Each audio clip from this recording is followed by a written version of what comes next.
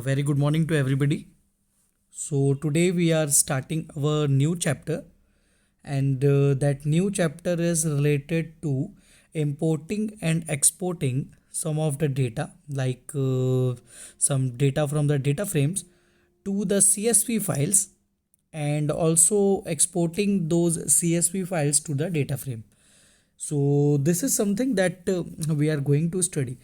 मतलब यहाँ पर क्या होने वाला है, एक टाइप होता है, एक फाइल्स का टाइप होता है जिसको बोला जाता है CSV फाइल्स।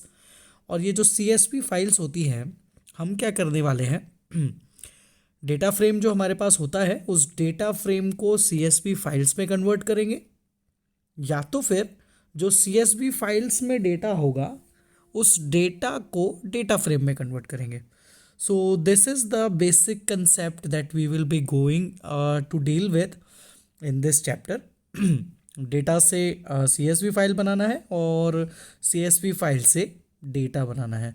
तो ये कैसे करेंगे, कैसे इंपोर्ट करेंगे CSV फाइल में डेटा को, या कैसे एक्सपोर्ट करेंगे CSV फाइल से डेटा को, ये दो चीज़ें यहाँ पर हमारे लिए इम्पॉर्टेंट है जो हम यहाँ पर पढ़ने वाले हैं। चलिए थोड़ा सा बेसिक कंसेप्ट देखते हैं यहाँ पर। जैसे कि इन्होंने जो इंट्रोडक्शन दिया हुआ है वहाँ पर इन्होंने बताया है कि हमने प्रीवियस चैप्टर में पाइथन पांडास के कंसेप्ट को देखा है ना। और पाइथन पांडास के कंसेप्ट में हमने ये चीज़ देखी है कि डेटा स्ट्रक्चर्स जो होते हैं वो डेटा स्ट्रक्चर्स जनरली दो टाइप्स के होते हैं। एक होता है सीरीज डेटा स्ट्रक्चर और एक होता है डेटा फ्रेम डेटा स्ट्रक्चर। ये दोनों को हमने बहुत अच्छे से पढ़ा था, हम लोग जानते हैं। ये क्या करते हैं, 2 डायमेंशनल टेब्यूलर डेटा क्रिएट करते हैं। हमने देखा है ये डेटा क्रिएट करते हैं जो कि टेबल्स के फॉर्म में होता है। तो डेटा फ्रेम तो हमको पता है कि डेटा फ्रेम क्या होता है ना। तो यहाँ पर जो भी हम डेटा स्टोर करते हैं वो ज़्यादातर 2D फॉर्म में स्टोर होता है। और 2D फॉर्म में हमने देखा है कि स्प्रेडशीट्स जो एक्सेल की फाइल्स बनती है उनमें भी डेटा टेबल्स के फॉर्म में स्टोर होता है जो कि 2D फॉर्म में होता है। तो यहाँ पर एक्सेल शीट के फॉर्म में भी डेटा को स्टोर उस फॉर्म में किया जाता है। ठीक है, और देखते हैं आगे। ठीक है, तो यहाँ पर जैसे कि डेटा फ्रेम भी सेम तरीके से डेटा को होल्ड करता है, मतलब कि टेबल्स के फॉर्म में ही होल्ड करता है डेटा को। तो ये चैप्टर भी कहीं ना कहीं डेटा फ्रेम्स का जो वो टेब्यूलर डेटा का जो फॉर्म होता है उससे डील करने वाला है। ठीक है, तो इस चैप्टर में हम क्या सीखने वाले हैं कि कैसे हम उस टेब्यूलर डेटा को, मतलब जो डेटा फ्रेम या सीरीज डेटा सीरीज स्ट्रक्चर या डेटा फ्रेम डेटा स्ट्रक्चर से जो डेटा बना है, एक्चुअली हम सिर्फ डेटा फ्रेम से ही देखेंगे क्योंकि सीरीज डेटा स्ट्रक्चर तो सिंगल मतलब क्या कहते हैं हम, लीनियर डेटा होता है, सिंगल डेटा वाला वैल्यू होता है। मल्टीपल या बड़ा डेटा जो होता है वो होता है डेटा फ्रेम में। तो हम जनरली डेटा फ्रेम के बारे में ही यहाँ पर देखने वाले हैं कि कैसे हम किसी डेटा फ्रेम को CSV फाइल में कन्वर्ट कर सकते हैं और कैसे किसी CSV फाइल को डेटा फ्रेम में कन्वर्ट कर सकते हैं। अब यहाँ पर एक चीज़ बार बार आ रही है जो कि है CSV फाइल। ठीक है, ये बहुत बार आप लोगों ने अभी अभी ही सुन लिया, CSV फाइल। CSV का फुल फॉर्म अगर मैं बताऊं तो C से होता है कॉमा, S से होता है सेपरेटेड और V से होता है वैल्यूज। ठीक है, as from the name itself you can make out कि ये क्या करने वाला है, ये कॉमा सेपरेटेड वैल्यूज क्रिएट करता है।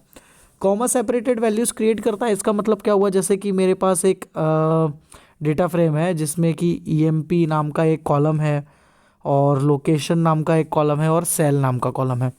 ठीक है, और उसमें डेटा डाला हुआ है एम्प्लॉय मतलब A, लोकेशन मतलब खंडवा, सैलरी 10,000।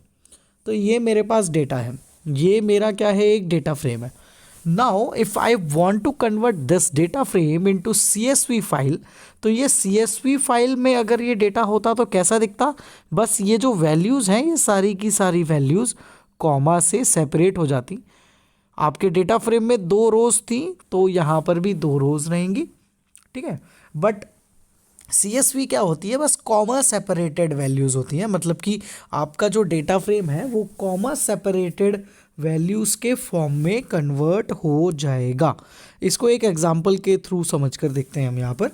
तो यहाँ पर देखो, ये आप लोगों के पास एक डेटा फ्रेम है, यहाँ पर आप लोग देख सकते हो, this is one data frame. और इस डेटा फ्रेम को अगर आप देखो कि ये CSV फॉर्म में कैसा दिखता, तो ये डेटा फ्रेम CSV फॉर्म में कुछ इस तरीके से दिखता, दिख रहा है। You can make out clearly कि यहाँ पर जो टेब्यूलर फॉर्म में जो डेटा था, टेबल्स के फॉर्म में जो डेटा था, वो टेबल्स के फॉर्म का डेटा क्या में चेंज हो गया है, कंप्लीट टेक्स्ट में चेंज हो गया है। यहाँ पर दिख रहा है ये एक प्लेन टेक्स्ट है। प्लेन टेक्स्ट मतलब ये सिर्फ और सिर्फ टेक्स्ट है, बेसिक टेक्स्ट। मतलब टेबल को टेक्स्ट के फॉर्म में कन्वर्ट करना है और कॉमा से सेपरेट करना है, तो आप बोल सकते हो कि वो क्या होता है, तो वो एक CSV फाइल होती है, मतलब कॉमा सेपरेटेड वैल्यू वाली फाइल्स होती है, जिसमें सारी की सारी टेबुलर फॉर्म की डेटा को हम CSV के फॉर्म में स्टोर कर लेते हैं, मतलब कॉमा से सेपरेट करके स्टोर कर लेते हैं।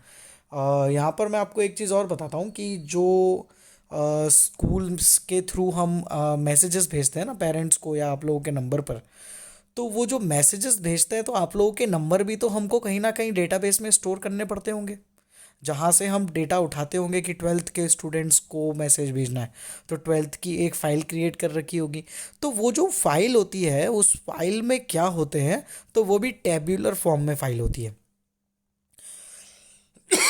वो जो टेबुलर फॉर्म में फाइल होती है वो भी जब मैसेज करना होता है तो मैसेज करने के लिए भी जो एक फॉर्मेट सपोर्टेड है वो CSV फॉर्मेट ही सपोर्टेड है। मतलब कि जब कभी बल्क SMS आप लोगों को SMS करने होते हैं और सबको एक जैसा मैसेज भेजना होता है, तो वहाँ पर जब कभी मैसेज करना होता है तो वो लोग भी बोलते हैं कि आप एक CSV फाइल क्रिएट कर लो, मतलब कि कॉमा सेपरेटेड वैल्यू वाली फाइल क्रिएट कर लो, जिसमें एक के बाद एक कॉमा कॉमा कॉमा लग के सबके नंबर्स स्टोर होंगे और जहाँ से इजीली आप लोग मैसेज भेज पाओगे। तो यहाँ पर आई थिंक आप लोगों को दिख रहा होगा कि कैसे इन्होंने यहाँ पर एक टेबल को यहाँ पर CSV फॉर्म में कन्वर्ट किया। देखो ये आप लोगों को बिल्कुल क्लियर हो जाना चाहिए कि क्या होता है CSV होता है कॉमा सेपरेटेड वैल्यूज़, मतलब आप एक प्लेन टेक्स्ट में कन्वर्ट कर रहे हो आपके डेटा फ्रेम या किसी भी टेबुलर डेटा को, ठीक है। ये टेबुलर डेटा को आप प्लेन टेक्स्ट में कन्वर्ट करते हो और कॉमा से सेपरेट कर देते हो, तो उस तरीके का जो डेटा बनता है उसको CSV फॉर्मेट कहा जाता है। अब CSV की कुछ खास बातें जो हमको पता होना चाहिए उनको थोड़ा सा हम देख लेते हैं। Each row of table is stored in one row. जितनी रोज यहाँ है, यहाँ पर ऊपर आपको जितनी रोज दिखेंगी उतनी ही रोज आपको नीचे भी देखने को मिलेंगी, ठीक है। आगे बढ़ते हैं। The field values of a row are stored together with commas after every field value. आप देख पा रहे हो यहाँ पर कॉमा से सेपरेट किया हुआ है ना, यहाँ पर कॉमा लगा हुआ है हर एक फील्ड के बाद, और लास्ट में जब वैल्यू ख़त्म हो रही है तो मार्क्स के बाद कॉमा नहीं लगा। या तो फिर यहाँ पर जब 67.8 लिखा हुआ है तो इसके बाद यहाँ पर कॉमा नहीं लगा हुआ, ठीक है। या तो फिर यहाँ पर जैसे ये राधा और 78.9 है तो इसके बाद कॉमा नहीं लगा हुआ है, तो लास्ट वैल्यू के बाद कॉमा नहीं लगता है, ठीक है। यहाँ पर भी लिखा भी हुआ है after the last fields value in a row no comma is given just the end of line. तो वहाँ पर कॉमा नहीं होता है, बस मिडिल वैल्यूज़ के लिए वहाँ पर कॉमा लगाया जाता है। इसके और क्या फ़ायदे हैं, देखो CSV फाइल बहुत एक कॉमन फाइल है, ये बहुत इंपॉर्टेंट टॉपिक है जो हमको आगे तक इम्पोर्टेंस में रहेगा, हमको बहुत ज़्यादा काम आएगा। जब कभी आप लाइफ में पाइथन से रिलेटेड कुछ काम करोगे तो ये एक एडवांस्ड कह सकते हो कंसेप्ट होता है जो आप लोगों को पता होना चाहिए कि कैसे आप आपके टेबुलर डेटा को CSV में कन्वर्ट कर सकते हो। बहुत जगह पर आप जब बड़े बड़े प्रोग्राम्स डेवलप करोगे तो टेबल्स के फॉर्म में डेटा को स्टोर करना थोड़ा सा ज़्यादा हेक्टिक हो जाता है, मतलब ज़्यादा मेमोरी खाता है, और आप चाहते हो कि आप कोई वेबसाइट या कुछ ऐप बना रहे हो तो जल्दी लोड अप हो जाए ना। तो जल्दी लोड करने के लिए सीधी सी बात है टेबल्स को लोड करना थोड़ा टाइम लगेगा, और प्लेन टेक्स्ट मतलब सिर्फ अगर टेक्स्ट लिखा हुआ है तो उसको लोड करने में ज़्यादा समय नहीं लगेगा। तो वहाँ पर आपको आपके डेटा को अगर कहीं पर स्टोर करके रखना है तो आप CSV के फॉर्म में स्टोर कर सकते हो, वो कम स्पेस भी लेगा, जल्दी लोड भी हो जाएगा, और सिर्फ प्लेन टेक्स्ट रहेगा तो वहाँ पर कुछ ज़्यादा उसमें सेटिंग्स होती नहीं है, काफ़ी इजीली आप उसको कम स्पेस का यूज़ करके सेव कर सकते हो, ठीक है। A simple compact and ubiquitous format for data storage, है ना, ज़्यादातर जगहों पर यही फॉर्मेट डेटा स्टोरेज के लिए यूज़ किया जाता है। A common format for data interchange, ये एक डेटा इंटरचेंज का भी एक कॉमन फॉर्मेट है। जैसा कि मैंने आपको एक एग्जांपल के थ्रू बताया कि जैसे स्कूल्स के थ्रू मैसेज भेजा जाता है, तो वहाँ पर भी CSV फॉर्मेट में ही हमको आप लोगों के नंबर सेव करने पड़ते हैं, ठीक है। It can be opened in popular spreadsheet packages like MS Excel और कैल्क। तो वहाँ पर हम लोगों ने स्कूल की जो आप लोगों की कॉन्टैक्ट लिस्ट के नंबर्स सेव करके रखे हैं वो MS एक्सेल में ही बनाए हुए हैं हम, ठीक है, वो MS एक्सेल में ही बनाए हुए हैं, MS एक्सेल में ही क्रिएट किया जाता है इनको। बस सेव करते टाइम वहाँ पर सेव एज टाइप में जो एक्सेल लिखा रहता है, एक्सेल स्प्रेडशीट, वहाँ पर हम CSV comma separated value select कर लेते हैं, तो वो एक CSV के फॉर्म में सेव हो जाती है। Nearly all spreadsheet and databases support import export to CSV format. बहुत कॉमन फॉर्मेट है, इसमें इंपोर्टिंग करना डेटा को और इसमें इससे डेटा को एक्सपोर्ट करना बहुत कॉमन है। और लगभग सारे के सारे स्प्रेडशीट या डेटाबेस के सॉफ्टवेयर्स इनको यूज़ करते हैं, ठीक है।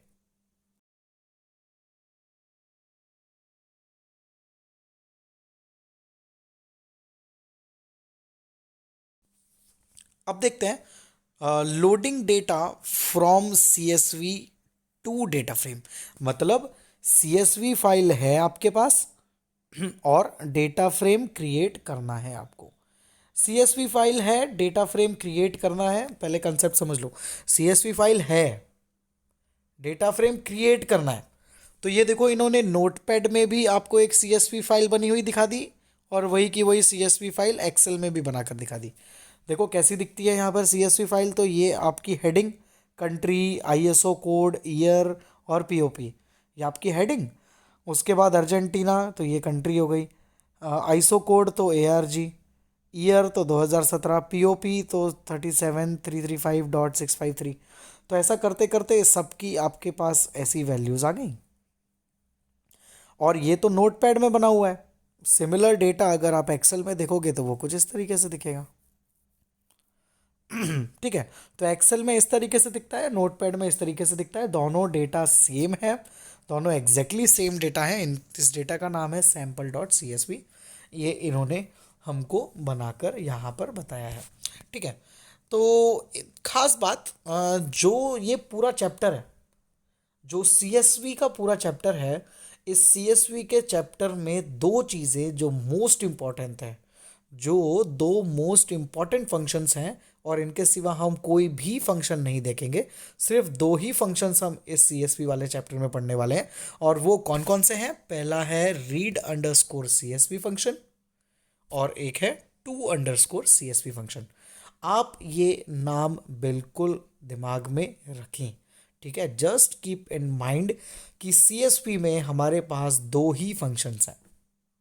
एक है रीड CSV फंक्शन, नाम से ही पता चल रहा है CSV फाइल को रीड करने के लिए ये फंक्शन बना होगा। और दूसरा है टू CSV फंक्शन, नाम से पता चल रहा है कि CSV में कन्वर्ट करना रहता होगा, तो टू CSV फंक्शन का इस्तेमाल करते होंगे, ठीक है। तो ये दो फंक्शंस हैं जो हम यूज़ करने वाले हैं और पूरा का पूरा चैप्टर इस पे ही बेस्ड है। इसके सिवा हम कुछ भी नहीं देखेंगे। रीड CSV फंक्शन और टू CSV फंक्शन के सिवा हम कुछ भी इस चैप्टर में नहीं देखने वाले हैं। ऑलराइट, चलिए, ठीक है, ये हम मैंने आपको बता दिया। आगे बढ़ते हैं। Reading from a CSV file to a data frame. अब आपके पास एक CSV फाइल है, आपको नाम पता है CSV फाइल का, sample.csv, जो आपने पिछले पेज पे देखी। वो CSV फाइल को आपको रीड करना है, ठीक है। अब जब उस CSV फाइल को आपको रीड करना है और उसको डेटा फ्रेम में बनाना है, तो सीधी सी बात है, आपको डेटा फ्रेम क्रिएट करना है। डेटा फ्रेम क्रिएट करना है कहाँ से? CSV फाइल से। तो आपको कौन सा फंक्शन यूज़ करना पड़ेगा? तो आपको रीड CSV फंक्शन यूज़ करना पड़ेगा, ठीक है। रीड करना है ना CSV फाइल को, तो आपको रीड CSV फंक्शन यूज़ करना पड़ेगा। तो देखो, यहाँ पर रीड CSV फंक्शन यूज़ करते टाइम आपको एक चीज़ ध्यान रखना है।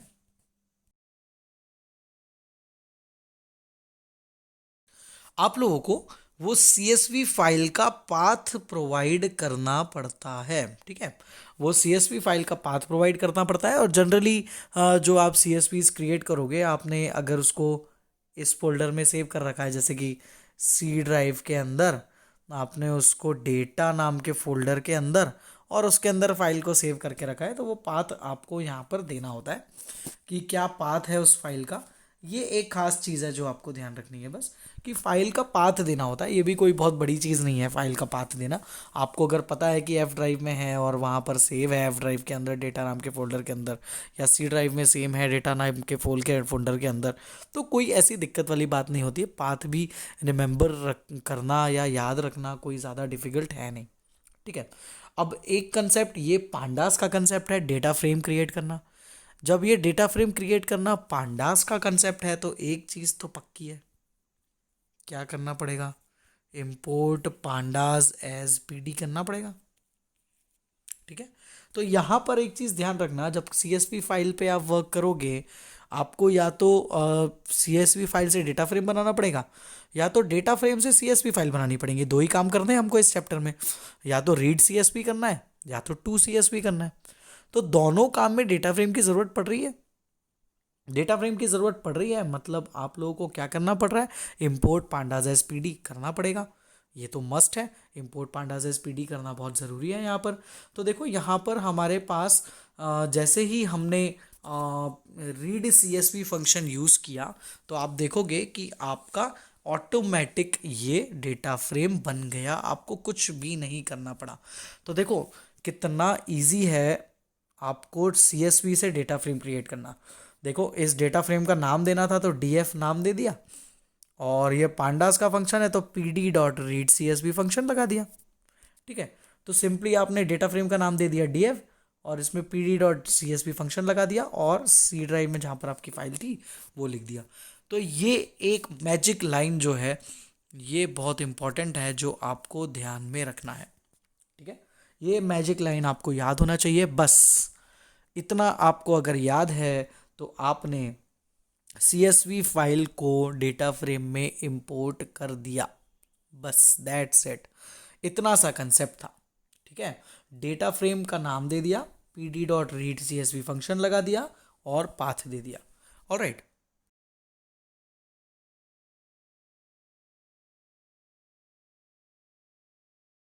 सिर्फ और सिर्फ इतना सा काम आपको करना है, PD डॉट रीड CSV और फाइल का पाथ, दैट्स इट। इतना करने भर से आप लोगों का CSV फाइल रीड होकर ऑटोमेटिकली डेटा फ्रेम में कन्वर्ट हो जाएगा। ये देखो, ये हो गया आपका डेटा फ्रेम में कन्वर्ट।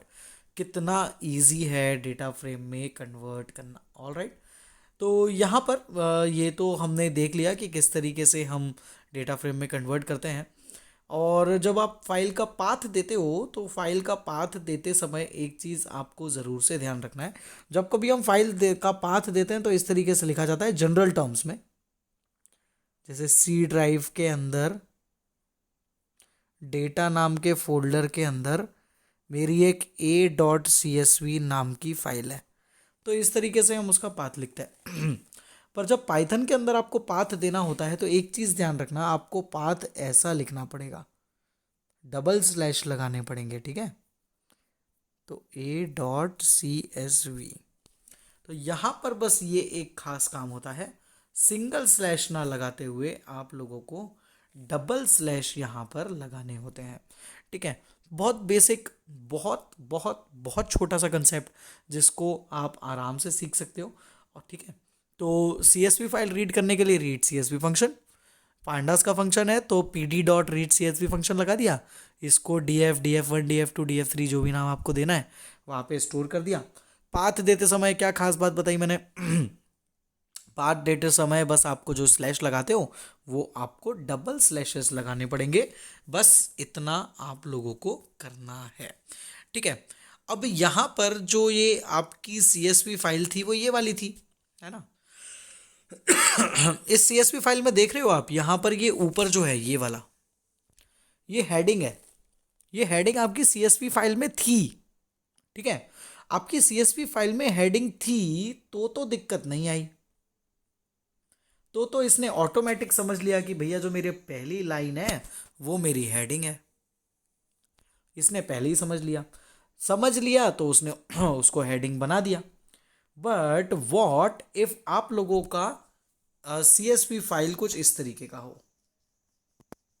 ये नोटपैड में बना के बताई, वही की वही CSV एक्सेल में भी इन्होंने बनाकर बताई है। क्या यहां पर कोई हेडिंग है? नहीं है। अब यहां पर आपकी कोई भी हेडिंग नहीं दी हुई है। अब क्या करोगे? सेम फंक्शन लगाते हैं। df2.pd.reads_csv फंक्शन लगाया, mydata.csv फाइल को रीड करवाया, डबल स्लैश लगा दिए। जब आपने इस फाइल को रीड करवाया तो देखो ये आउटपुट जनरेट हुआ। ध्यान से समझते जाना, बहुत बेसिक्स और बहुत स्मॉल स्मॉल कंसेप्ट्स हैं, कोई ज़्यादा चीज़ें नहीं है इसके अंदर। ठीक है, तो यहाँ पर देखो ये जो कन्वर्जन हुआ है, उसने जो आपका पहला डेटा था उस पहले डेटा को एज अ हेडिंग काउंट कर लिया।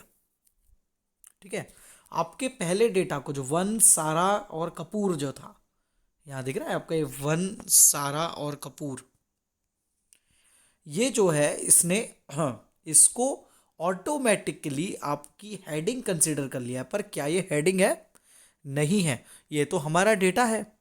अब ये हमारा डेटा है और गलती से यहाँ पर हेडिंग्स ना होने के कारण सिर्फ इतना लिखने से काम नहीं हो रहा।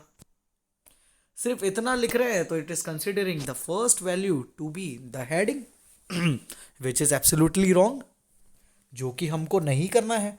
ऐसे तो हमारा डेटा फ्रेम गलत कन्वर्ट हो रहा है, ऐसा तो नहीं होना चाहिए। तो यहाँ पर there is something more that you need to include. ठीक है, यहाँ पर जस्ट जिन्होंने देखो क्लियर बताया, but this is not what we wanted. जो वन सारा कपूर वाली जो लाइन है वो कॉलम हेडिंग नहीं है। ठीक है, तो ऐसी सिचुएशन में हमको क्या करना पड़ता है? तो ऐसी सिचुएशन में जो आपका रीड CSV फंक्शन होता है उसके साथ आप लोगों को नेम्स नाम का एक आर्ग्यूमेंट भी यूज करना पड़ता है। ठीक है, अब नेम्स नाम का आर्ग्यूमेंट क्यों यूज करना पड़ता है? ये इसलिए यूज करना पड़ रहा है क्योंकि हेडिंग का कोई नाम था क्या आपके CSV फाइल में? नहीं था। तो आपको देना पड़ेगा कोई CSV फाइल का हेडिंग का नाम। तो हेडिंग का नाम देने के लिए यहाँ पर नेम्स नाम का आर्ग्यूमेंट होता है, और इस नेम्स नाम के आर्ग्यूमेंट में लिस्ट के फॉर्म में आप आपका डेटा अप्लाई कर सकते हो। तो देखो नेम्स आर्ग्यूमेंट पास कर दिया, इतना तो सेम है, इतना तो हमको करते आता है। ये चीज़ नहीं है, ये वाली जो चीज़ है इतनी, ये नई चीज़ जुड़ गई। अब तो क्या हो गया? तो नेम्स नाम का आर्ग्यूमेंट यूज़ हो गया और लिस्ट के फॉर्म में देख सकते हो आप, स्क्वायर ब्रैकेट्स के अंदर डेटा पास है तो एक स्ट्रिंग एक लिस्ट के फॉर्म में आपने 3 स्ट्रिंग्स पास कर दी, इन्वर्टेड कॉमास के अंदर लिखी है, मतलब स्ट्रिंग्स हैं, कॉमा सेपरेटेड यहाँ पर उनको रख दिया है वैल्यूज़ को, है ना। तो यहाँ पर पहले कॉलम का नाम दे दिया है रोल नंबर, दूसरे का फर्स्ट नेम, तीसरे का लास्ट नेम। अब जब हम इस डेटा को प्रिंट करेंगे तो देखो जैसे कि आपने अब लिख दिया df2 is equals to pd.read_csv function, आपने उस CSV फाइल का नाम दे दिया। ये देखो यहाँ पे डबल स्लैश ना लगा के सिंगल स्लैश लगाया हुआ है, ये गलत है, डबल स्लैश लगेगा। और यहाँ पर नेम आर्ग्यूमेंट लगाया हुआ है, नेम्स आर्ग्यूमेंट लगेगा, नेम आर्ग्यूमेंट भी नहीं लगता, नेम्स आर्ग्यूमेंट लगता है। जब इसको सही तरीके से एग्जीक्यूट किया जाएगा तो अब आपका इस तरीके का आउटपुट कन्वर्ट होकर आएगा। And in this output you can clearly see now the first value, which is one Sara Kapoor, is not anymore a column heading। अब वो कॉलम हेडिंग नहीं है, अब वो कॉलम हेडिंग से हट चुकी है। ठीक है, अभी क्या हो रहा था, कॉलम हेडिंग में आने लगी थी वो, तो उसको हटाने के लिए हमने खुद की हेडिंग दे दी। खुद की हेडिंग कैसे दी? तो नेम्स आर्ग्यूमेंट लगा दिया। नेम्स आर्ग्यूमेंट लगाकर हम खुद की हेडिंग प्रोवाइड कर सकते हैं।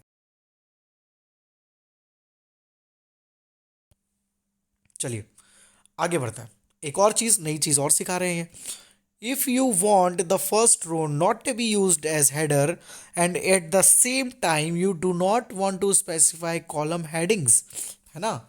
आप लोग ना तो पहला जो आपका कॉलम था ये वन सिमरन वन सारा कपूर, ना तो आप इसको हेडिंग बनाना चाहते हो, ना तो आप इस तरीके से नाम ऐड करना चाहते हो, आप दोनों नहीं करना चाहते। तो अब क्या करें? मतलब अभी तो क्या किया, अभी जो एरर आ रही थी, मतलब ये जो इस तरीके की एरर आ रही थी, ये वाली, इसने इसको जो हेडिंग मान लिया था, तो उस हेडिंग से बचने के लिए हमने क्या किया, तो हमने ये नेम्स आर्ग्यूमेंट ऐड कर दिया। पर अब हम ये बोल रहे हैं कि हम नेम्स आर्ग्यूमेंट भी ऐड ना करें, और फर्स्ट जो ये सारा कपूर वाली लाइन है इसको भी हम क्या कह सकते हैं कि हेडिंग ना बनाएं। तो क्या कोई सॉल्यूशन है कि बिना कॉलम का नाम दिए हम इस एरर को सॉल्व कर सकते हैं? तो हाँ, सॉल्यूशन है। एक और आर्ग्यूमेंट हमारे पास है जिसको बोला जाता है हेडर आर्ग्यूमेंट। आप इस हेडर आर्ग्यूमेंट के अंदर अगर नन वैल्यू पास कर दोगे, जैसे कि ये आपका फंक्शन था, इतना तो हमको पता है, ठीक है, इतना तो हमको पता है। अब यहां पर अगर आपको खुद के नाम देने होते तो आप नेम्स आर्ग्यूमेंट यूज करके नाम दे देते, और आपको क्या बोल रहे कि नाम भी नहीं देना है, पहले वाले को कॉलम हेडर भी नहीं मानना है, तो आप लोगों को लिखना पड़ेगा हेडर आर्ग्यूमेंट। हेडर आर्ग्यूमेंट में क्या लिखना पड़ेगा? Header is equals to none. जैसे ही आप लिख दोगे header is equals to none, तो ये क्या करेगा, जैसे कि आपके ये बाय डिफॉल्ट यहाँ पर रो के नाम देता है ना डेटा फ्रेम, वैसे ये बाय डिफॉल्ट यहाँ पर भी नाम दे देगा। ठीक है, तो यहाँ पर कॉलम की हेडिंग में भी डिफॉल्ट नेम्स ये प्रोवाइड कर देगा। कैसे प्रोवाइड करे? तो उसके लिए इन्होंने लिखा है header is equals to none. तो आपको header is equals to none लिखना पड़ेगा। उससे ना तो आपको नए नेम्स ऐड करने पड़ेंगे, ना तो आपकी वो पहले वाले को कॉलम हेडिंग मानेगा। तो this is how you can do this. ठीक है, नाउ कम्स अ सिचुएशन। अब देखो, ये तो एक कंडीशन देख ली, अब और सिचुएशंस देखते हैं। Now comes a situation where you have first row of CSV file storing some column headings but you do not want to use them, है ना। देखो अब क्या है, अब आपके पास एक CSV फाइल है ये वाली। अब इस CSV फाइल में हेडिंग तो है, पर आपको ये हेडिंग यूज नहीं करनी है। हेडिंग्स हैं, आप अगर इस CSV फाइल को रीड CSV फंक्शन लगा के इसका पाथ डाल के रीड कर लोगे तो ये पूरा का पूरा डेटा फ्रेम में कन्वर्ट हो जाएगी। बट ये ऐसा बोल रहे हैं कि आपको ये जो नाम इन्होंने दे रखे हैं, हमको ये नाम नहीं यूज करने हैं, हमको हमारे खुद के नाम यूज करने हैं, ये नाम हमको यूज नहीं करने हैं। तो क्या करना पड़ेगा?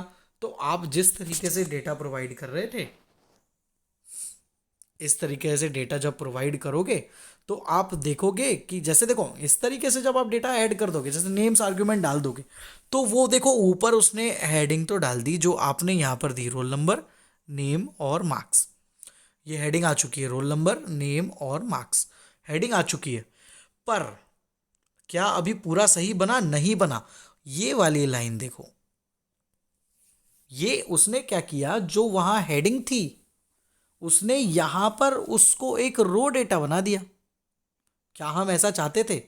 हम तो ये चाहते थे कि जो अभी मैंने ये ब्लू कलर से मार्क करी है ये ना आए, और ये वाली लाइन आए, और बचा हुआ इतना डेटा आ जाए। पर अभी क्या हो रहा है, लाइन तो आ रही है, डेटा भी आ रहा है, पर ये वाली जो लाइन है 1 2 3 वाली, ये एक्स्ट्रा आ रही है जो मुझे नहीं चाहिए। ठीक, तो जब आपको ऐसा नहीं चाहिए तो अब आप लोगों को क्या करना पड़ेगा? देखो यहां पर अगर आप सिर्फ header is equals to none use करते तो वो क्या करता, हेडिंग हटा देता। Header is equals to none use करते तो हेडिंग हट जाती, पर यहां पर ऑटोमेटिक नई हेडिंग आ जाती 1 2 3। तो यहाँ पर इसका सॉल्यूशन ये है कि यहाँ पर हम क्या करें, header is equals to none use कर लें, और उसके मतलब sorry, header is equals to none से क्या होगा कि हेडिंग हट जाएगी। बट हेडिंग हट जाएगी तो जब आप header is equals to none दे रहे हो, हेडिंग हटा रहे हो, तो इस header is equals to none के साथ ये नेम्स फंक्शन तो यूज हो ही नहीं सकता, क्योंकि पहले आप बोल रहे हो कि हेडर नहीं देना है और कॉमा लगा के आप हेडर के नाम दे रहे हो। तो ये दोनों तो एक साथ यूज होंगे नहीं, है ना। या तो आप हेडर पूरा हटा दो या तो हेडर का नाम दे दो। तो यहां पर क्या होगा, ये भी आएगा और ये भी आएगा। आपको ये वाला मतलब आप समझ रहे हो, आपको सिर्फ ये वाली लाइन स्किप करनी है, सिर्फ इसको स्किप करना है, बाकी आपका पूरा डेटा सही आ रहा है। सिर्फ जो आपकी पहली रो है आप अगर उसको स्किप कर दोगे तो आपका पूरा का पूरा डेटा सही बन जाएगा। तो यहां पर इन्होंने एक आर्ग्यूमेंट हमको दे रखा है, उस आर्ग्यूमेंट का नाम है स्किप रोज आर्ग्यूमेंट। तो आप ये जो डेटा फ्रेम लिख रहे थे इसमें आपने नेम्स आर्ग्यूमेंट दे दिए, क्योंकि आपने उनको जो जो आर्ग्यूमेंट उनने दिए 1 2 3 वो आप यूज़ नहीं करना चाहते, आप खुद के यूज़ करना चाहते हो, तो आपने नाम दे दिए रोल नंबर, नेम और मार्क्स। ये खुद के आर्ग्यूमेंट हो गए। बट जब खुद के आर्ग्यूमेंट दोगे तो जो इसके आर्ग्यूमेंट्स है वो उनको भी एक रो मान लेगा, तो उसको तो हमेशा फर्स्ट रो ही मानेगा वो। तो आपको क्या करना पड़ेगा, स्किप रोज लिखना पड़ेगा और skip rows is equals to 1 करना पड़ेगा। तो जो आपकी वो वाली रो थी ना ऊपर, ये वाली जो रो है ना, ये आपकी फर्स्ट रो है, तो आपकी फर्स्ट रो स्किप हो जाएगी। और अब आप जो आउटपुट चाहते थे जिसमें कि हमारी खुद की हेडिंग हो और उनकी हेडिंग यूज़ ना हो और बाकी डेटा एज इट इज़ हो, तो वो डेटा अब हमारे पास आ जाएगा। तो अभी तक हमने क्या क्या देख लिया, तो अभी तक हमने देख लिया कि रीड सीएसवी फंक्शन क्या होता है, रीड सीएसवी फंक्शन के अंदर नेम्स आर्ग्यूमेंट क्या होता है, हेडर आर्ग्यूमेंट क्या होता है और स्किप रोज आर्ग्यूमेंट क्या होता है। ये चीज़ें हमने देख लिया। आप ध्यान करो, नेम्स आर्ग्यूमेंट ने क्या किया आपको पता होना चाहिए, हेडर आर्ग्यूमेंट ने क्या किया, header is equals to none आपने प्रोवाइड किया तो क्या किया, हेडिंग हटा दी, ये आपको पता होना चाहिए। Skip rows is equals to जो भी आप दोगे, जहाँ मैंने दे दिया अगर skip rows is equals to 2 तो 1, तो ये देखो ये हमारी पहली रो, ये हमारी दूसरी row, skip rows is equals to 2 कर दूंगा तो ये वाली रो हट जाएगी, सेकेंड रो शो नहीं होगी। मतलब आप जिस रो को स्किप करना चाहते हो वो यहाँ पर दे दो, वो रो स्किप हो जाएगी। अब देखो कुछ प्रोग्राम्स बताए हैं, तो चलो देखते हैं programs. Example number 1, write a program to read a CSV file employee.csv and create a data frame from it. सीधी सी बात, डेटा फ्रेम क्रिएट करना है, कैसे करोगे, तो रीड CSV फंक्शन कहाँ पर है वो फाइल वो लिख दो, इसको किसी एक डेटा फ्रेम, जैसे कि एम्प्लॉय नाम का डेटा फ्रेम है तो EDF नाम दे दिया इन्होंने और अल्टीमेटली प्रिंट EDF फंक्शन लगा दिया, तो यहाँ पर एम्प्लॉय का डेटा फ्रेम प्रिंट हो जाएगा। तो ये आपकी CSV फाइल थी, इस CSV फाइल से ये आपका डेटा फ्रेम बनकर आ गया। कैसे आया, तो ये जो आपकी मैजिक लाइन है, ये मैजिक लाइन आपको ध्यान रखना है बस। इस मैजिक लाइन से आप सिंपली किसी भी CSV फाइल को डेटा फ्रेम में कन्वर्ट कर सकते हो, ठीक है। किसी भी CSV फाइल को डेटा फ्रेम में कन्वर्ट करने के लिए ये मैजिक लाइन बिल्कुल दिमाग में रखना, ये बहुत इंपॉर्टेंट है। ऐसे क्वेश्चंस जैसे कि एग्जाम्पल नंबर 1 आपको दिख रहा है, ऐसे एग्जाम्पल्स 2 2 3 3 नंबर में आते हैं। बस आपको ये 3 लाइंस सही लिखनी होती हैं, सिर्फ ये 3 लाइंस लिखने के आपको 3 नंबर या 2 नंबर मिलते हैं। ऑलराइट, तो ये आप बिल्कुल ध्यान में रखें। अगला example, write a program to read from a CSV file, ये employee.csv, ठीक है। Create a data frame from it, ये तो पिछले जैसा ही है, इतना तो कर लेंगे, बट ये नया है, data frame should not use files column header. अच्छा, मतलब फाइल के कॉलम हेडर यूज नहीं करना है, तो फाइल के कॉलम हेडर थे क्या, पहले तो ये चेक करो, हाँ थे, फाइल के कॉलम हेडर थे। अब जब फाइल के कॉलम हेडर थे तो यहाँ पर तो वो देगा, कॉलम हेडर देगा, तो यहाँ पर इन्होंने क्या बोला है, फाइल के हेडर यूज़ नहीं करना। क्या खुद के डालना है, नहीं, खुद के भी नहीं डालना, बस इतना बोला है should not use files header column, तो आप header is equals to none लगा दोगे, क्योंकि हमको हेडर नहीं चाहिए, तो header is equals to none, ठीक है, वो हेडर नहीं लेगा।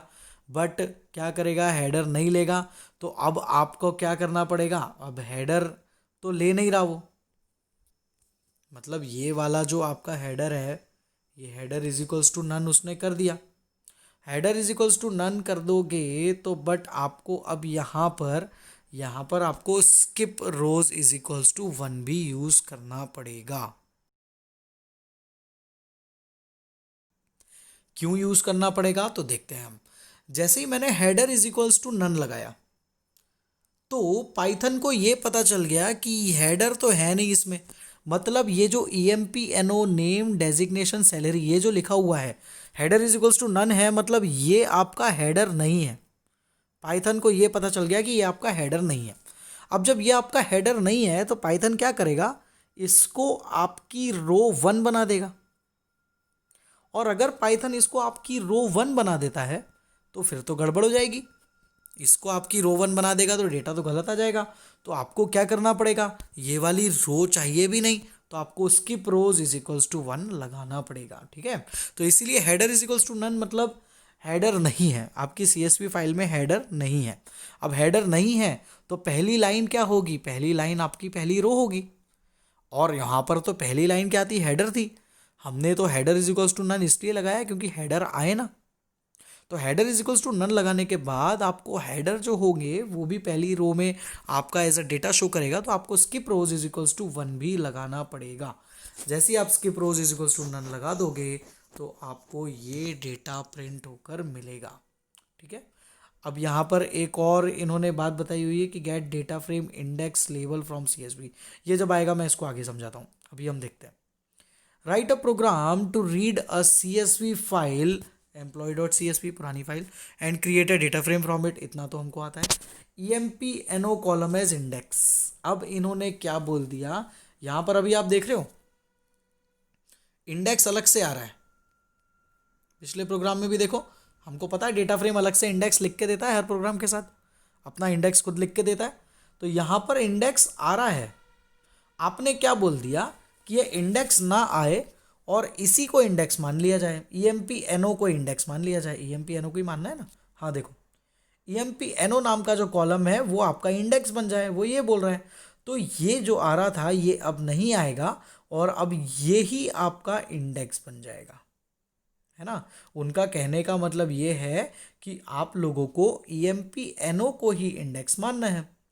तो क्या करेंगे, तो भैया सीधी सी बात, जो आपका रीड फंक्शन था इतना तो एज इट इज चलेगा, और आपको जिसको इंडेक्स मानना है उसके लिए आप एक आर्ग्यूमेंट यूज करोगे, index call argument. Index call argument use करके आप यहाँ पर EMP NO को नाम दे दोगे। जो इसका नाम है ना कॉलम का, वही नाम एग्जैक्ट यहाँ पर लिखना पड़ेगा। अगर आप एग्जैक्ट लिख देते हो तो वो उसको देखो, अब उसने हेडर बना दिया, मतलब कि उसको इंडेक्स बना दिया और ये आपकी हेडिंग रही।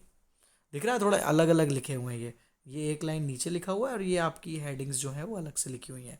तो इस तरीके से हम किसी भी एक पर्टिकुलर आपका जो टेबल के कॉलम्स है उसको भी हम इंडेक्स बना सकते हैं।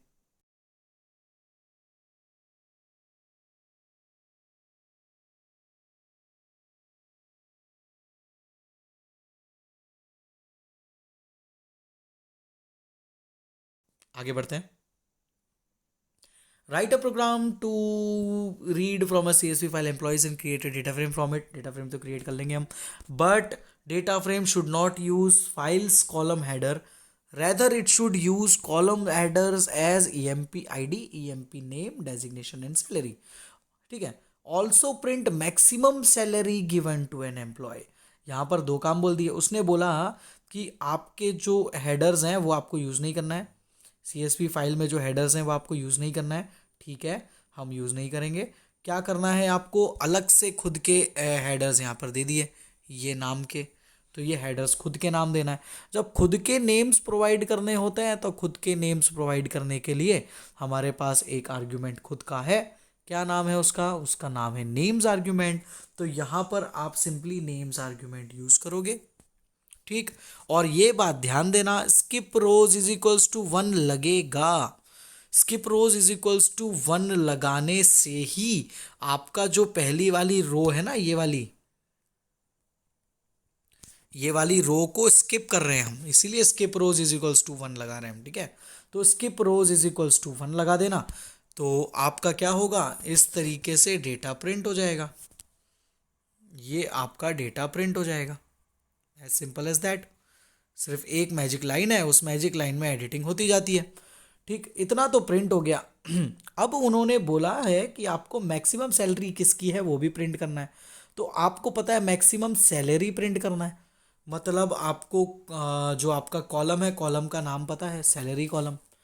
आपने जब डेटा फ्रेम पढ़ा था तो किसी भी आपकी रो पर आप अलग अलग मैथमेटिकल फंक्शंस लगा सकते हो।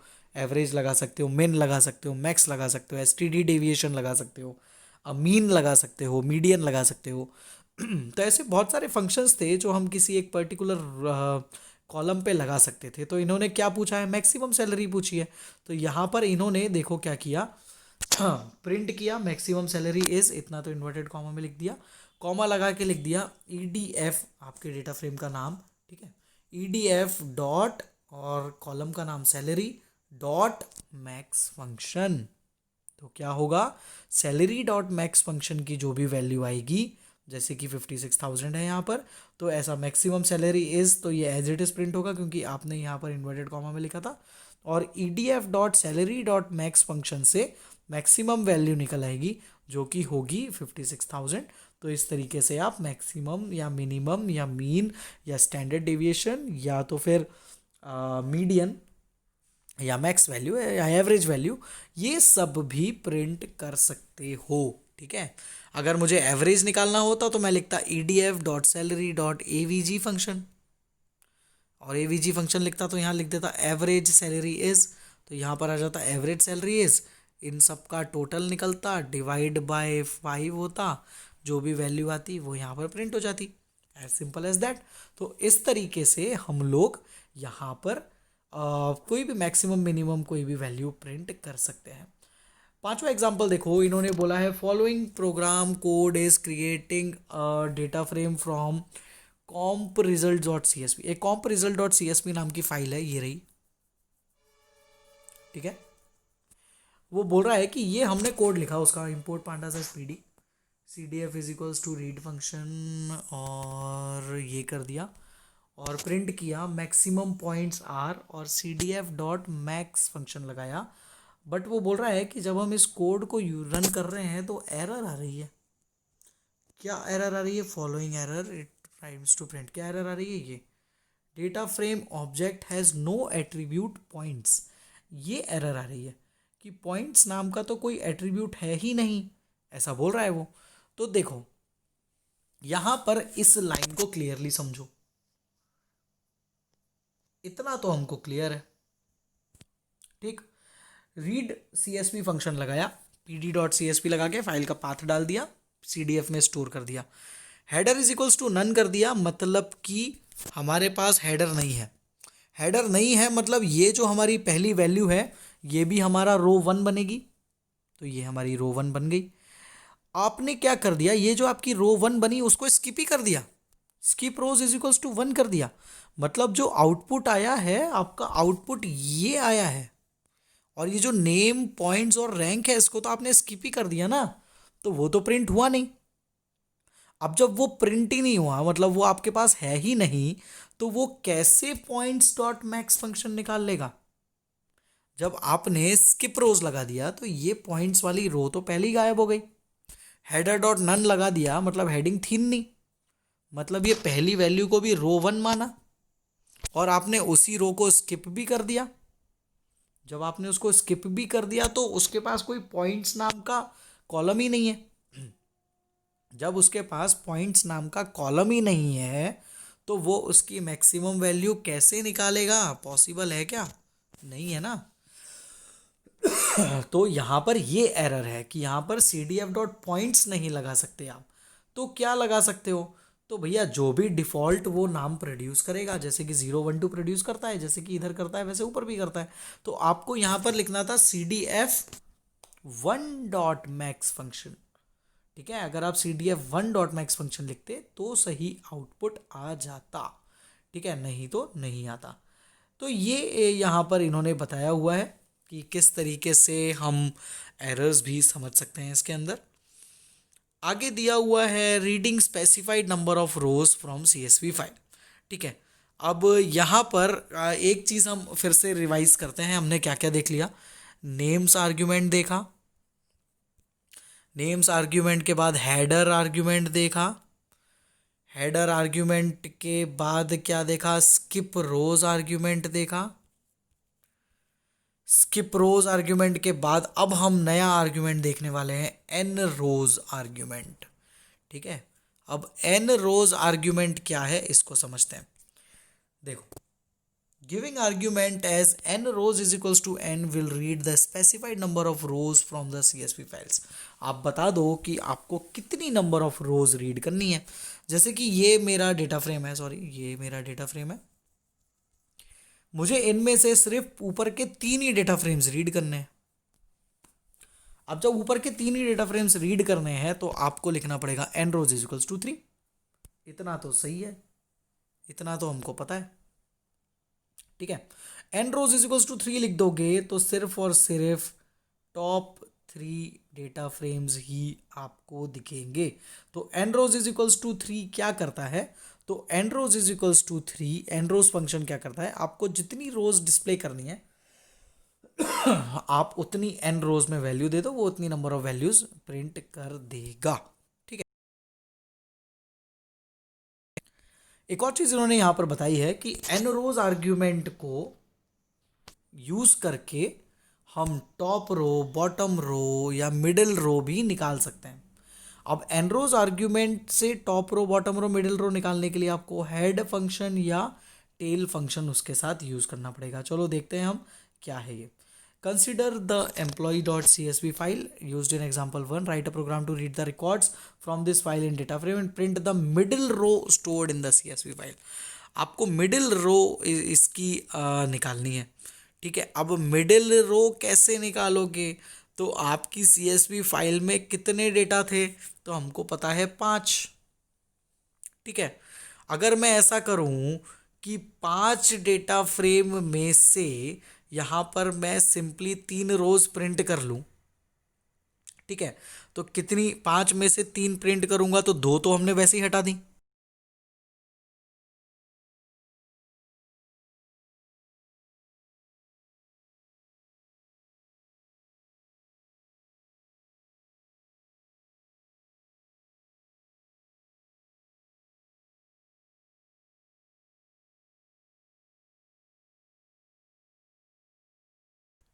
ठीक है, तो 5 में से 3 ही रोज बची। तो यहां पर आपने N rows is equals to 3 तो लगा दिया, तो हमको 3 रोज बची। अब मिडिल कौन सी है ये हमको तो पता है कि थर्ड वाली है। तो यहां पर हमने टेल फंक्शन में लिख दिया 1। टेल मतलब नीचे, नीचे से पहली। तो नीचे से पहली कौन सी होगी?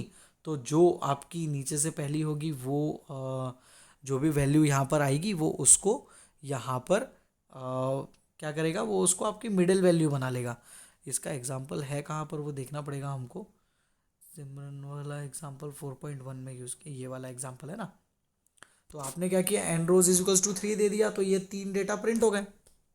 आपने उसके साथ टेल फंक्शन लगा लिया, टेल फंक्शन में वैल्यू दे दी 1, मतलब नीचे से पहली, नीचे से पहली तो यही आएगी ना, 3 ही रोज थी। तो सिमरन वाली जो रो है उसको वो मिडिल रो मान लेगा और उसको प्रिंट कर देगा। ठीक। अब एक और चीज़ जो हमको सीखनी है, यहाँ पर इन्होंने एक और चीज़ बताई है कि आप लोग जब CSV फाइल क्रिएट करते हो तो यहाँ पर डेटा का जो सेपरेटर जो होता है, यहाँ पर कॉमा होता है ना। CSV क्या है, नाम से ही पता चल रहा है, कॉमा सेपरेटेड वैल्यू। तो यहाँ पर आप लोग कॉमा की जगह कुछ और भी यूज़ कर सकते हो।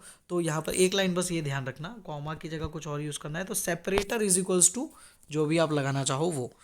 तो जैसे S C P is equals to semicolon लगा दोगे तो आपका जो डेटा फ्रेम बन रहा है उसमें जहाँ पर कॉमा लग रहा था, अब वहाँ पर कॉमा ना लगते हुए सेमी कोलन लगने लगेगा। ऑलराइट, तो ये एक प्रोग्राम बनाया है, सिंपल सा है, export.csv फाइल है। इसमें आपको उसने बोला कि टैब कैरेक्टर को आपको क्या लेना है? तो टैब कैरेक्टर को आपको सेपरेटर लेना है। तो टैब कीबोर्ड पे दबाओगे तो टैब दब जाएगा। टैब को डिस्प्ले करवाना है तो उसके लिए आपको एस्केप सीक्वेंस यूज़ करना पड़ेगा। और टैब का एस्केप सीक्वेंस क्या होता है? तो _t। तो यहाँ पर separator is equals to _t। तो ये आप देख सकते हो थोड़ा दूर दूर दूर डेटा प्रिंट हुआ है तो उसने उसको सेपरेट कर दिया। ठीक है। नाउ स्टोरिंग अब क्या हो गया, एक टाइप तो हमने पढ़ लिया कि कैसे डेटा फ्रेम में डेटा कन्वर्ट किया जाता है सीएसवी फाइल से। अब हम उल्टा कंसेप्ट पढ़ते हैं, कैसे डेटा फ्रेम से सीएसवी फाइल बनाई जाती है। डेटा फ्रेम से सीएसवी फाइल बनानी है तो अब हम यूज करेंगे टू सीएसवी, क्योंकि हम सीएसवी में कन्वर्ट कर रहे हैं तो टू सीएसवी फंक्शन यूज करना पड़ेगा। और टू सीएसवी फंक्शन में आपको फाइल का पाथ देना पड़ेगा, मतलब फाइल का नाम कि क्या नाम से फाइल को सेव करना है, दैट्स इट। जैसे कि मेरे पास ये डेटा फ्रेम है, अब उल्टा कंसेप्ट है, ध्यान देना। मेरे पास ये डेटा फ्रेम है, मुझे इस डेटा फ्रेम की सीएसवी फाइल बनानी है, तो मैं क्या करूँगा, डेटा फ्रेम का नाम df7.toCSV फंक्शन, ठीक है। अभी रीड CSV फंक्शन यूज़ कर रहे थे ना, अब to_CSV फंक्शन, और कहाँ पर फाइल को सेव करना है तो सी ड्राइव में डेटा के अंदर, और क्या नाम देना है तो new.csv, तो ये मैंने फाइल का नाम दे दिया। तो to_CSV फंक्शन का यूज़ करके हम फाइल को सेव कर सकते हैं। तो यहाँ पर देखो ये इस तरीके से आपकी फाइल सेव हो जाएगी। यहाँ पर हमने कोई कॉमा सेपरेटर हमने दिया नहीं, तो बाय डिफ़ॉल्ट कॉमा होता है, तो इसलिए उसने कॉमा से यूज़ कर लिया। अगर आप सेपरेटर कोई भी दे देते हो तो वो अब इस तरीके से सेपरेटर भी चेंज कर सकता है, ठीक है। एक और एग्जांपल यहाँ पर दिया हुआ है, ये आपको एक डेटा फ्रेम दिया हुआ है, आपको बोला है कि इस पूरे डेटा फ्रेम के कंटेंट को CSV फाइल में ट्रांसफ़र करो। तो कैसे ट्रांसफ़र करोगे, तो जो भी आपके डेटा फ्रेम का नाम है उसमें to_CSV फंक्शन लगा देना। तो आपके डेटा फ्रेम का नाम क्या है, ऑल DF, बस उस पर to_CSV फंक्शन लगा दो, और जो भी नाम से सेव करना है all.csv, तो all.csv नाम से सेव कर दो, कंप्लीट। तो यहाँ पर ये CSV के फॉर्म में उसको सेव कर देगा। अब यहाँ पर अगला प्रोग्राम बनाया है कि उसका सेपरेटर चेंज करो, तो भैया एक लाइन और ऐड कर देना, SCP = और ये पाइपिंग। तो इस तरीके से हम चेंज कर सकते हैं। एक और छोटा सा लास्ट कंसेप्ट है इस चैप्टर का, जो कि है नैन वैल्यूज़ को CSV फाइल में कैसे स्टोर करें। तो देखो ये एक एग्जांपल दिया हुआ है हमारे पास, ये एक डेटा फ्रेम है, इस डेटा फ्रेम में नैन वैल्यूज़ भी है। बाय डिफ़ॉल्ट जब इन नैन वैल्यूज़ का यूज़ करके हम डेटा फ्रेम से CSV फाइल क्रिएट करते हैं, तो वो कुछ इस तरीके से बनती है। ये देखो, ये जहाँ पर नैन वैल्यू आनी थी ना, वहाँ पर ये खाली छूटा हुआ है बस, है ना। तो यहाँ पर वो उसको ब्लैंक छोड़ देता है। तो आप चाहो तो यहाँ पर कुछ भी लिख सकते हो। तो कैसे लिखोगे, तो आपके पास एक क्या कह सकते हैं, एक और आर्ग्यूमेंट है जो कि होता है NA_wrap, मतलब कि NA को काय से रिप्लेस करना है, तो NA_wrap मतलब रिप्लेस = नल। तो अब क्या होगा, जहाँ जहाँ पर आपकी नैन वैल्यूज़ थी वहाँ पर नल और नल आपको प्रिंट होकर मिलेगा। तो इस तरीके से हम इसको कन्वर्ट भी कर सकते हैं, ठीक। ये एक एग्जांपल दिया हुआ है, इन्होंने क्या बोला है कि इस एग्जांपल में आपको नल वैल्यूज़ को नल से स्टोर करना है, और सेपरेटर ये एक टिल्ड का साइन बनाना है। सिंपल, कैसे करोगे, तो सेपरेटर तो दे दो टिल्ड, और NA रिपीटेशन दे दो, रिपीट दे दो, रिप्लेस दे दो नल, बस हो गया काम। यहाँ पर आप देख सकते हो ये सेपरेटर आ गया, और जहाँ पर नल वैल्यूज़ थी, जहाँ पर नैन वैल्यूज़ थी, वहाँ पर नल नल नल प्रिंट हो गया, दैट्स इट। ये वाला कंसेप्ट था। ये जो 4.3 वाला कंसेप्ट है ये डिलीटेड पार्ट है हमारा, तो ये जितना भी पार्ट है ये हमको नहीं पढ़ना है, और लास्ट तक जितना भी इस चैप्टर में दिया हुआ है सारा का सारा डिलीटेड सिलेबस है। गिनती के 3 या 4 पेजेस हैं जो कि यहाँ पर और दिए हुए हैं, बट ये सारा हमारा डिलीटेड पार्ट है, तो इसको हम बिल्कुल भी नहीं पढ़ने वाले हैं। तो ये चैप्टर में सिर्फ रीड CSV और to_CSV नाम के 2 फंक्शंस थे जो हमको बहुत खास थे, जो हमको पढ़ने थे, और ये बची हुई सारी चीज़ें तो यहाँ पर एक्स्ट्रा ही हैं। So this chapter has been completed, ठीक है। ये चैप्टर नंबर 4 जो है ये भी कंप्लीट हो चुका है। अब हम इसके नेक्स्ट क्लास में क्या देखेंगे, ये जो एक्सरसाइज और ये सब दिया हुआ है इसको एक बार देख लेंगे। But this chapter was small and this chapter has been finished. तो इस चैप्टर को एक बार अच्छे से एक बार समझना, बहुत बेसिक बहुत इजी चैप्टर है, और मैं उम्मीद करता हूँ कि आप लोग इसको एक बार देखोगे, so this will be clear to you. So students, this is it for today's class. Thank you so much for today's class. Just go through this video and ask your doubts if you have any after watching the video. Thank you for today's class.